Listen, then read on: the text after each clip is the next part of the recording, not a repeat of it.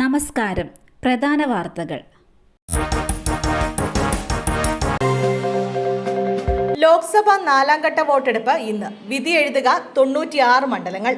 രാവിലെ 7 മണിക്ക് പോളിംഗ് ആരംഭിച്ചു. കനത്ത സുരക്ഷയാണ് ബൂത്തുകളിൽ ഒരുക്കിയിരിക്കുന്നത്. ആന്ധ്രാപ്രദേശ്, തെലങ്കാന സംസ്ഥാനങ്ങളിലെ മുഴുവൻ സീറ്റുകളിലേക്കും ഒറ്റഘട്ടമായാണ് തിരഞ്ഞെടുപ്പ്. യുപിയിൽ 13ഉം ബംഗാളിൽ 8 സീറ്റുകളിലേക്കുമുള്ള വോട്ടെടുപ്പും ഇന്ന് നടക്കും. ലോക്സഭയിലെ പ്രതിപക്ഷ നേതാവ് അധിർ രഞ്ജൻ ചൗധരി, യൂസഫ് പഠാൻ, മഹുവ മൊയ്ത്ര, ദിലീപ് ഘോഷ്, കേന്ദ്രമന്ത്രി ഗിരിരാജ് സിംഗ്, അസറുദ്ദീൻ ഒവൈസി, മാധവി ലത തുടങ്ങിയവരാണ് ഇന്ന് ജനവിധി തേടുന്ന പ്രമുഖർ.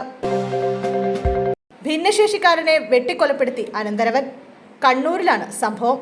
ഉദയഗിരി തൊമരക്കാട് സ്വദേശി കൂമ്പക്കൽ തങ്കച്ചൻ എന്ന ദേവസിയാണ് മരിച്ചത്. 76 വയസ്സായിരുന്നു. സംഭവത്തിൽ ദേവസിയുടെ സഹോദരി പുത്രൻ ഷൈൻമോനെ ആലക്കോട് പോലീസ് കസ്റ്റഡിയിലെടുത്തു. പ്രതി ദേവസിയെ കോടാരി കൊണ്ട് വെട്ടിയ ശേഷം തലക്കടിച്ച് കൊലപ്പെടുത്തുകയായിരുന്നു. തങ്കച്ചൻ 2 കാലുകൾക്കും സ്വാധീനമില്ലാത്തയാളാണ്. വരും മണിക്കൂറിൽ 4 ജില്ലകളിൽ ഇടിമിന്നലോട് കൂടിയ മഴ, ശക്തമായ കാറ്റിനും സാധ്യത. വരും മണിക്കൂറുകളിൽ സംസ്ഥാനത്തെ 4 ജില്ലകളിൽ മഴ സാധ്യതയുണ്ടെന്ന് കേന്ദ്ര കാലാവസ്ഥാ വകുപ്പ്. മഴയ്ക്ക് പുറമെ ശക്തമായ കാറ്റിനും സാധ്യതയുണ്ടെന്നാണ് അറിയിപ്പ്. തൃശൂർ, പാലക്കാട്, മലപ്പുറം, കോഴിക്കോട് ജില്ലകളിൽ ഒറ്റപ്പെട്ട ഇടങ്ങളിൽ ഇടിമിന്നലോട് കൂടിയ മഴയ്ക്കാണ് സാധ്യത. അതേസമയം ഇന്ന് 2 ജില്ലകളിൽ യെല്ലോ അലർട്ടുണ്ട്. പത്തനംതിട്ട, ഇടുക്കി ജില്ലകളിലാണ് യെല്ലോ അലർട്ട്. പൊന്നാനിയിൽ മത്സ്യബന്ധന ബോട്ടിൽ കപ്പലിടിച്ച് അപകടം. 2 തൊഴിലാളികൾ മരിച്ചു.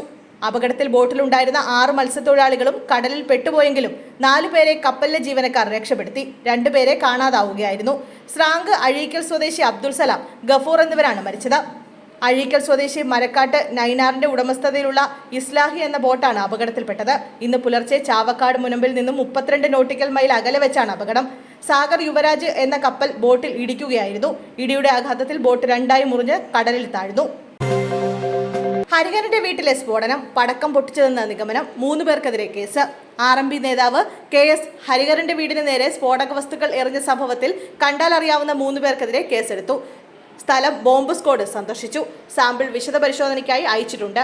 മാരക സ്ഫോടക വസ്തുക്കളല്ല, പകരം പടക്കം പൊട്ടിച്ചതാണെന്ന നിഗമനത്തിലാണ് പോലീസ്. ഇന്നലെ രാത്രി 8:15ഓടെയാണ് ഹരിഹരന്റെ വീടിന് നേരെ ആക്രമണമുണ്ടായത്.